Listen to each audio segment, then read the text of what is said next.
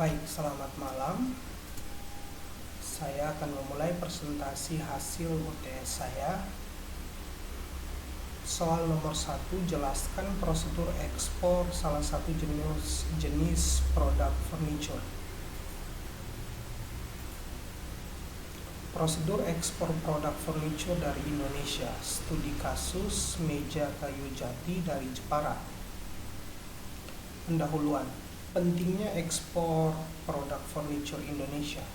Seperti yang kita ketahui, produk furniture Indonesia seperti meja, kursi, dan lemari kayu memiliki nilai tambah tinggi dan permintaan global yang stabil, terutama di pasar Eropa dan Amerika Serikat. Indonesia dikenal sebagai eksportir furniture berbasis kayu jati, rotan, dan mahoni. Produk yang diekspor dalam hal ini adalah produk meja kayu jati dari Jepara. Jepara yang berada di Jawa Tengah adalah sentra utama industri furniture.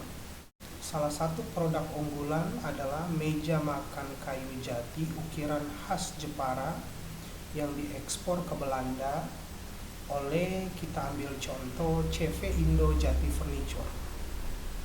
Nah, prosedur ekspor produk furniture secara sistematis saya bagi ke dalam kurang lebih 9 tahap. Tahap pertama ada tahap promosi dan negosiasi. Nah, CV Indo Jati Furniture bisa mempromosikan produknya melalui Trade Expo Indonesia, marketplace B2B seperti Alibaba, dan pameran internasional seperti yang diadakan di Frankfurt, IMM College. Yang kedua, inquiry dan overseas. Calon pembeli dari Belanda, kita ambil contoh, misalnya Van der Wood. Nah, dia akan mengirimkan inquiry. CV Indo Jati sebagai eksportir akan mengirimkan overseas berisi harga, Incoterms, pembayaran, dan lama waktu pengiriman. Yang ketiga, pembuatan sales kontrak. Kontrak jual beli akan ditandatangani oleh kedua pihak berdasarkan apa? Asas konsensus, asas obligator, dan asas penalti jika gagal kirim sesuai spesifikasi. Yang keempat adalah pembukaan letter of credit. Importir akan membuka letter of credit melalui bank yang ada di Belanda, di tempatnya dia. Nah, dan misal kita ambil contoh ini ABN, Amro Bank Belanda. Nah, Amro Bank akan melalui Amro Bank ini dia akan menjadikan Bank Mandiri cabang Jepara sebagai advising banknya. Kenapa? Ini untuk menjamin pembayaran kepada eksportir setelah dokumen dikirim lengkap. Selanjutnya, persiapan produksi dan pemeriksaan mutu. Nah, jika urusan dokumentasi sudah selesai, biasanya akan dilanjutkan dengan produksi. Nah, produksi meja dilakukan oleh mitra pengrajin lokal. Kualitas diperiksa, kita ambil contoh oleh Scofindo atau Independent Surveyor Indonesia. Dan jangan lupa, biasanya itu untuk pengiriman ke Eropa, mereka perlu ada label. Nah, kita taruhlah label eco-friendly product. Selanjutnya, pendaftaran PEB dan dokumen ekspor.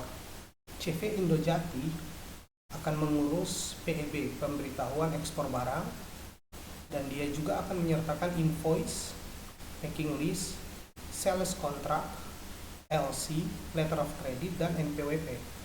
Nah, permohonan surat keterangan asal atau certificate of origin itu akan dimohonkan ke Dinas Perdagangan. Selanjutnya, booking space dan pengapalan. Booking akan dilakukan ke perusahaan, kita ambil contoh di sini Mars Clay. Nah, pihak CV Indo, meja yang mereka kan mengemas mejanya itu di dalam kontainer 20 feet, karena kita ambil contoh lagi sekitar 120 unit yang mau dikirim. Nah, kontainer akan diberangkatkan dengan pelabuhan asal adalah dari Pelabuhan Tanjung Emas, Semarang. Selanjutnya yakni pemeriksaan dan persetujuan bea cukai. Bea cukai sendiri akan memeriksa dokumen biasanya secara keseluruhan, dan jika perlu mereka akan memeriksa barang secara fisik. Nah, jika lolos, persetujuan muat barang akan diberikan. Setelah CV Indo mendapatkan informasi itu, barang sudah bisa dimuat di kapal. Selanjutnya adalah pencairan letter of credit dan pengiriman dokumen. Nah, ketika barang dimuat di kapal, BL atau Bill of Lading akan diterbitkan oleh pihak Maersk Line. Eksportir akan mencairkan letter of credit di Bank Mandiri. Setelah itu, dokumen dikirim ke importir, yang tadi dokumen-dokumen tambahan seperti invoice, packing list, BL, dan SKA-nya. Baik, selanjutnya saya akan menjawab pertanyaan nomor 2. Berdasarkan soal nomor 1, jelaskan kategori barang ekspor tersebut, pos tarif atau HS, dan sebutkan satu negara tujuan ekspornya. Prosedur ekspor produk furniture meja kayu jati, ukir Jepara, analisis kategori barang, HS code, dan negara tujuan ekspor. Pertama, kategori barang ekspor. Produk meja makan kayu jati, ukir dari Jepara tergolong dalam kategori barang ekspor non-migas, produk manufaktur, hasil pengelolaan kayu, dan barang bernilai tambah tinggi karena melibatkan kerajinan tangan, ukiran, terbuat dari bahan baku premium jati, dan dikostumisasi sesuai permintaan pasar internasional. Berikut, kode pos tarif atau HS code. Produk meja makan kayu jati masuk dalam klasifikasi HS code sebagai berikut. HS code 9403.6010. Uraian pos tarif yakni wooden furniture of a kind used in dining rooms or kitchen. Berikut adalah penjelasan untuk angka-angka di atas. 94 adalah furniture, bedding, mattresses. 03 adalah furniture other than seats. 60 adalah wooden furniture.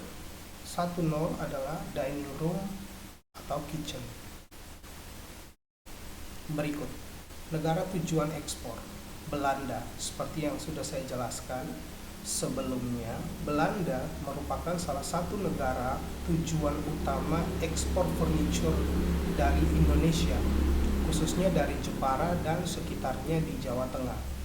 Negara ini memiliki pasar untuk produk furniture berbahan kayu solid seperti jati dan mahoni, serta desain etnik dan natural, serta produk ramah lingkungan, dan tentunya berlabel legalitas kayu SVLK. Selanjutnya saya akan menjawab nomor 3.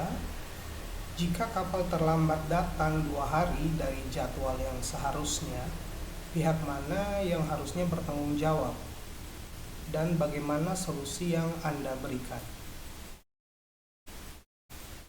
Oke. Manajemen risiko keterlambatan kapal dalam ekspor-impor. Solusi sistematis. Pertama yang harus kita lakukan adalah identifikasi pihak yang bertanggung jawab. Penentuan tanggung jawab atas keterlambatan kapal bergantung pada ketentuan dalam kontrak dagang dan Incoterms yang digunakan dalam transaksi ekspor-impor. Nah, berdasarkan Incoterms, jika menggunakan free on board, tanggung jawab eksportir selesai ketika barang dimuat ke kapal. Importir menanggung risiko keterlambatan kapal. Jika menggunakan CIF, cost insurance dan freight, eksportir bertanggung jawab atas pengiriman hingga pelabuhan tujuan. Namun, keterlambatan kapal biasanya di luar kendali eksportir karena menjadi tanggung jawab shipping line. Nomor 2, shipping line sebagai pihak utama. Shipping line adalah penyedia jasa transportasi laut. Jika terjadi keterlambatan, mereka umumnya menyebutkan alasan seperti cuaca buruk, kemacetan pelabuhan, dan masalah operasional internal. Namun, carrier atau kita sebut pengangkut biasanya mempunyai klausal force majeure dalam konsumen BL yang membebaskan mereka dari klaim keterlambatan yang tidak disengaja. Nah, solusi sistematis berdasarkan manajemen risiko logistik adalah pertama, evaluasi kontrak dan Incoterms. Periksa isi kontrak jual beli dan BL, apakah terdapat klausal penalti atau toleransi waktu seperti lay time dan demurrage. Kedua, pastikan Incoterms jelas digunakan karena akan menentukan pembagian risiko dan biaya. Berikut, negosiasi dan komunikasi antar pihak. Lakukan komunikasi terbuka antara eksportir, importir, dan shipping line. Shipping line dapat diminta untuk surat keterangan keterlambatan sebagai dasar administrasi atau klaim asuransi. Nah, ketiga, penggunaan asuransi kargo dengan klausal delay. Disarankan menggunakan marine insurance yang mencakup risiko delay atau consequential loss. Secara kesimpulan, untuk menjawab pertanyaan nomor 3 adalah pihak yang bertanggung jawab umumnya shipping line, kecuali jika terjadi kelalaian oleh eksportir atau kesalahan dokumentasi. Kondisi kontrak, gunakan Incoterms dan BL yang jelas serta klausal penalti atau keterlambatan. Solusinya adalah komunikasi terbuka, asuransi logistik, contingency plan, dan evaluasi penyedia jasa logistik untuk mengantisipasi terjadinya hal yang sama di pengiriman-pengiriman selanjutnya. Baik, selanjutnya saya akan menjawab pertanyaan nomor 4. PT Sisa Jadi Kaya adalah perusahaan yang mengumpulkan berbagai barang bekas untuk didaur ulang. Dalam rangka uji coba, perusahaan melebur logam-logam dari sisa-sisa aluminium yang kemudian dicetak menjadi pintu kamar mandi. Apabila pintu tersebut diekspor, maka perusahaan dapat menggunakan origin kriteria apa? Jelaskan sesuai teori. Baik. Penentuan kriteria asal barang atau origin kriteria kasus PT Sisa Jadi Kaya. Pertama adalah konteks kasus. PT Sisa Jadi Kaya mengekspor produk pintu kamar mandi berbahan aluminium daur ulang. Bahan bakunya adalah sisa-sisa logam aluminium bekas yang kemudian dilebur dan dicetak menjadi produk baru. Prinsip penentuan kriteria asal barang adalah kriteria asal barang ditentukan berdasarkan aturan asal atau rules of origin untuk memastikan apakah suatu produk berhak mendapatkan fasilitas preferensi tarif dalam skema perjanjian perdagangan internasional. Nah, jenis origin kriteria menurut WTO dan diterapkan dalam Peraturan Menteri Perdagangan RI nomor 20/MDAG per 3/2018 terdapat dua kriteria utama. Pertama adalah wholly obtained, barang dianggap sepenuhnya berasal dari suatu negara, contoh hasil pertanian dan pertambangan. Yang kedua adalah substantial transformation atau dalam kurung change in tariff classification (CTC). Barang mengalami proses transformasi substansial seperti change in tariff heading, change in tariff subheading, process rule, regional value content. Nah, jawaban untuk menggunakan origin kriteria substantial transformation. Kenapa? Karena pintu kamar mandi berbahan aluminium. Pertama, tidak sepenuhnya diperoleh dari Indonesia, jadi bukan WO. Terbuat dari material bekas yang diproses ulang secara signifikan, peleburan, percetakan, dan desain baru. Maka, produk ini memenuhi kriteria asal berdasarkan proses transformasi substansial yang dikenal sebagai origin criteria atau change in tariff heading atau proses rule.